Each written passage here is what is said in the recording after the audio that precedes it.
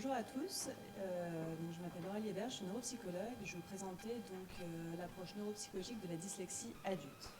Donc juste pour faire un petit point rapide sur ce que c'est la neuropsychologie. Ah pardon, excusez-moi, là vous me entendez mieux? Parfait. Donc pour faire juste un petit point sur ce que c'est que la neuropsychologie, donc c'est une branche spécifique de la psychologie et on s'intéresse vraiment à l'étude entre la fonctionnalité du cerveau et les fonctions cognitives et comportementales. Ce qu'il faut savoir, c'est que chaque zone cérébrale va avoir un impact différent et spécifique dans le fonctionnement de la personne. Donc nous, ce qui nous intéresse, c'est en fait de trouver ce qui est compliqué, mais aussi ce qui marche par rapport au diagnostic et aux troubles que va avoir la personne, mais aussi pour proposer des préconisations individuelles et personnalisées sur ce qui fonctionne pour mieux l'aimer dans son quotidien.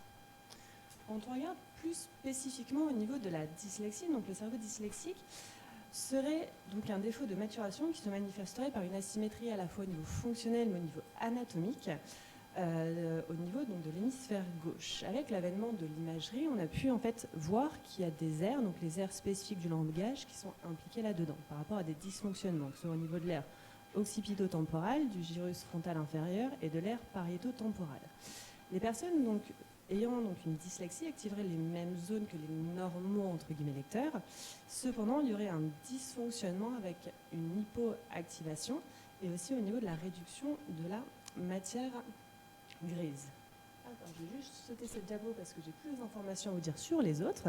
Ce qu'il faut savoir, alors, au niveau de la dyslexie adulte, ce qu'il faut savoir un peu sur le cerveau, c'est qu'à la base, le cerveau est quand même un organe fainéant. Dans le sens, c'est que si une tâche nécessite de répondre en mettant 10, il ne mettra jamais plus. Jamais il va mettre ce qu'il a besoin pour répondre. Le problème, c'est quand il y a quelque chose qui ne fonctionne mal et qu'il a besoin de répondre à son environnement. À ce moment-là, il va mettre des mécanismes en place donc pour compenser le problème. Ce qui va se passer, c'est que derrière, souvent, la personne va parler de fatigabilité. Mais pour mettre tout ça en place, comment il va pouvoir le faire? C'est par rapport à des ressources au niveau cognitif, des mécanismes compensatoires. Alors, ces mécanismes vont être assez coûteux au niveau du cerveau parce que ça va le fatiguer à ce moment-là. Ce qu'on peut regarder au niveau des mécanismes compensatoires, quand on regarde même à l'âge adulte, on peut voir qu'un adulte au niveau normolecteur ou un adulte dyslexique va activer les mêmes zones. Cependant, un adulte dyslexique va activer aussi au niveau de l'hémisphère droit pour compenser en fait l'hypoactivation de l'hémisphère gauche, ce qui peut en fait rendre cette fatigabilité grâce aux mécanismes aussi compensatoires qui vont l'aider dans cette activation. Alors, la rééducation adulte est-elle possible ou pas? Oui, elle est possible. Cependant, il faut repenser un peu la rééducation. Parce qu'il faut savoir, c'est que le cerveau va maturer jusque 25 à 27 ans. Ça ne veut pas dire qu'après, on ne peut plus travailler dessus, mais ça veut dire que l'effet de la rééducation va être moindre. Donc il va falloir aussi penser de comment adapter pour jouer sur la plasticité cérébrale, mais aussi derrière, comment travailler dessus. Donc c'est-à-dire retravailler nos objectifs, travailler aussi par rapport à la sévérité des troubles, mais aussi derrière par rapport à la métacognition. Alors, la métacognition, c'est un peu notre fonctionnement où on peut s'autocritiquer dans le sens je suis capable de, je ne suis pas capable de, dans quelle situation je vais être en difficulté, dans quelle situation ou par quel biais je vais pouvoir mieux travailler. Donc le but avec un adulte, ce qui est intéressant, c'est de pouvoir travailler sur cette métacognition. On va lui dire, là on voit que vous êtes plus en difficulté, là on voit que vous avez plus d'avantages, comment vous aider au quotidien par rapport à ça, et que la personne en fait puisse mieux s'approprier en fait ses difficultés apparentées à sa dyslexie. Derrière, il y a aussi l'aspect motivationnel, donc montrer là où il y a des progrès, parce qu'en effet, il y aura des progrès, mais derrière aussi travailler avec le système limbique, donc par rapport à la motivation, à la plus-value, pour qu'ils puissent mieux investir aussi les séances de rééducation. Alors quand on peut faire un distinguo, après c'est juste un terme, entre rééducation et remédiation, c'est vrai qu'à l'âge adulte, comme je vous l'ai évoqué, le cerveau va maturer jusque 25 à 27 ans. Donc ça veut dire qu'après, la récupération va être moins. Donc on parle plutôt de remédiation, mais bon après c'est juste un terme technique qui ne va pas nous prendre grand-chose au niveau de la rééducation et de la prise en charge. Alors, je trouvais ça important de pouvoir vous parler en fait d'une étude de cas par rapport donc, à Madame M qui a 19 ans, qui était une étudiante en prépa pour intégrer une école de commerce. Alors, le diagnostic à l'âge adulte. Le problème qu'il y avait par rapport à cette étudiante, c'est qu'elle avait eu dans l'enfance des suivis de suivi orthophonistes.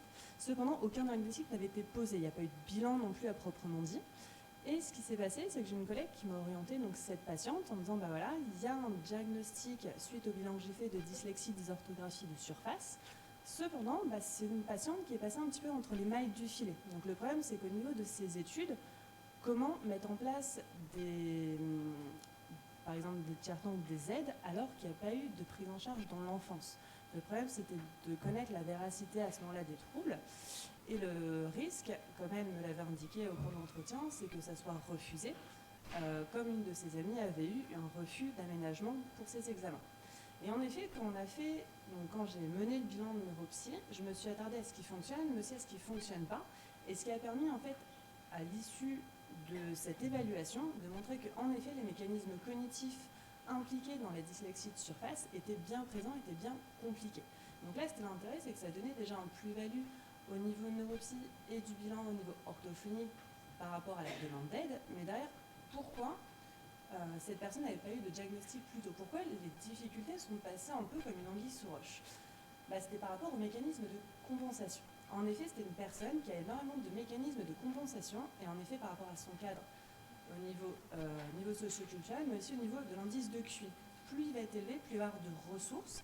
Et tant qu'au final, la demande environnementale est inférieure à nos ressources, donc oui, en effet, elle avait des difficultés par rapport à certains troubles, par rapport à la fatigabilité, par rapport à une dichotomie entre les notes à l'oral et les notes à l'écrit. Donc c'est des éléments qui ont été importants de trouver au niveau anamnestique.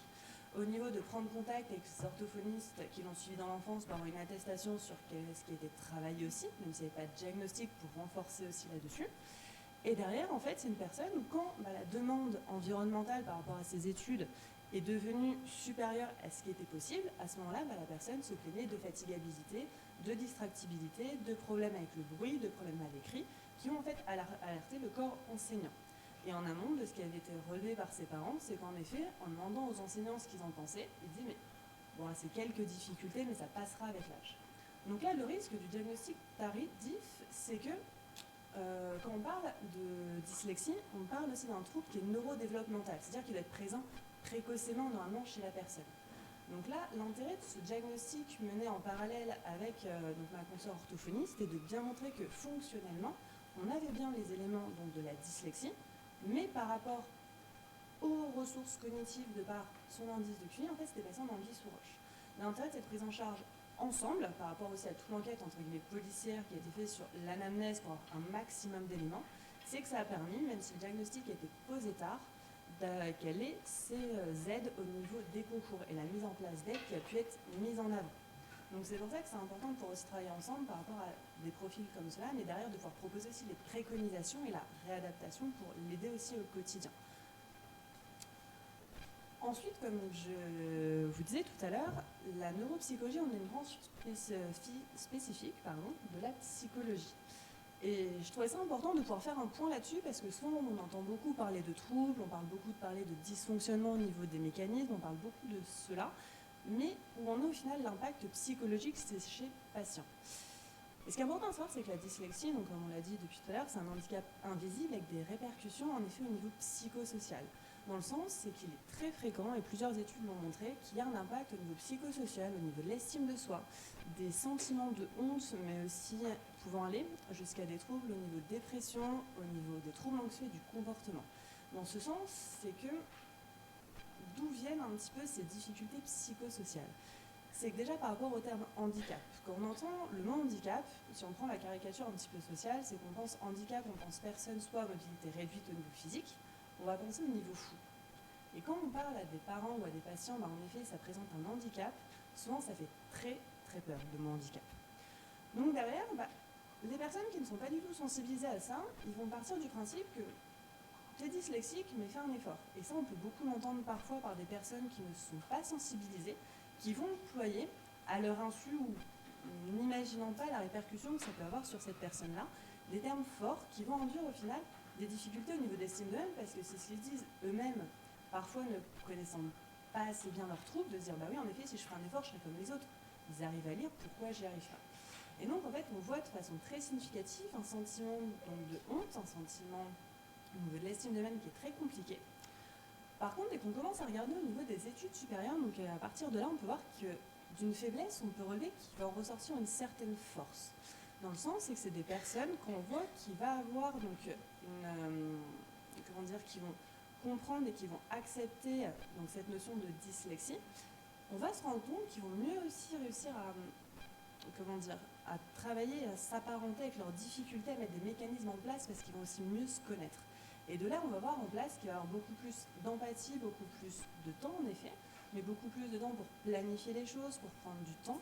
Et on voit aussi une certaine force de se dire, ok, j'ai réussi à suivre les autres avec mes difficultés, mais j'ai suivi les autres.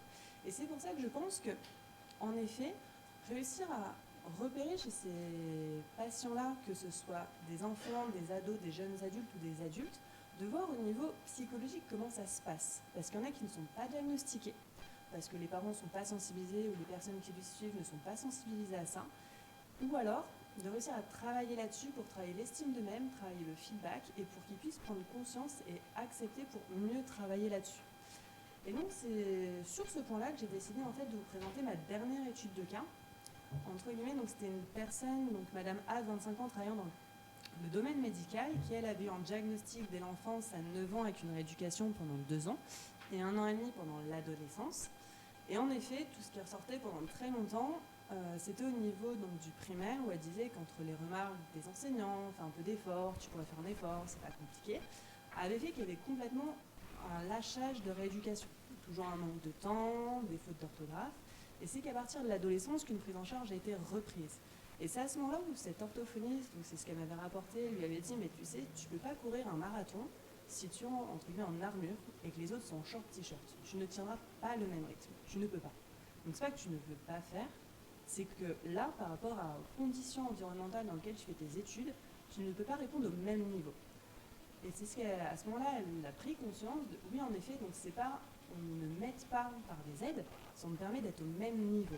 Et c'est pour ça que parfois, c'est important de pouvoir reprendre ces choses-là avec les personnes qui ont besoin d'aménagement, c'est de leur faire comprendre que c'est pour les aider pour qu'ils soient aussi au même niveau. Et c'est qu'à partir des études supérieures, où en effet, il y a toujours les mêmes difficultés, il y avait toujours un manque de temps, il y avait toujours des difficultés au niveau de l'écrit, mais avec une meilleure aptitude à l'oral, qui a eu un sentiment, entre guillemets, d'acceptation des difficultés, donc de mieux s'approprier son tiers-temps, parce qu'au final, au début, elle voulait sortir plus tôt pour rester dans la même normalité que les autres, mais c'est en comprenant ces difficultés, en travaillant sur le psychologique, qu'au final, il y a eu un travail sur l'estime d'elle-même, il y a eu un travail beaucoup plus au niveau de l'empathie, au niveau de la tolérance, même si au final, il restait quand même de façon sous-jacente, même à l'âge adulte, des fragilités au niveau de l'autotolérance de ses fautes d'orthographe et des remarques des autres là-dessus. Donc c'est même à l'âge adulte, même s'il y a une acceptation de la difficulté, qu'il y a quand même des choses à travailler d'un point de vue psychologique chez ces personnes-là. Et donc, pour conclure, alors dire oui, la dyslexie à l'âge adulte persiste, et en effet, on va trouver des mécanismes compensatoires, notamment au niveau de l'hémisphère droit, par rapport à l'hémisphère gauche, qui est notamment à la base chez le normolecteur impliqué dans la dyslexie, que la remédiation est possible, mais qu'il faut, entre guillemets, la repenser par rapport à la métacognition, par rapport aux objectifs, et par rapport à ce qui peut être possible au quotidien, donc apprendre la personne à mieux se connaître et mettre en place des choses au quotidien pour l'aider directement.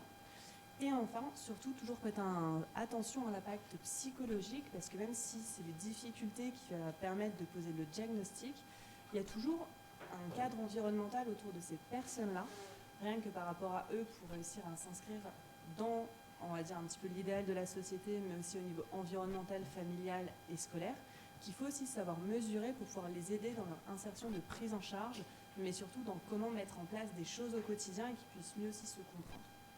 Voilà. Donc j'espère que je n'ai pas été trop vite, que je suis aussi rentrée dans le temps. En tout cas, je vous remercie de votre attention.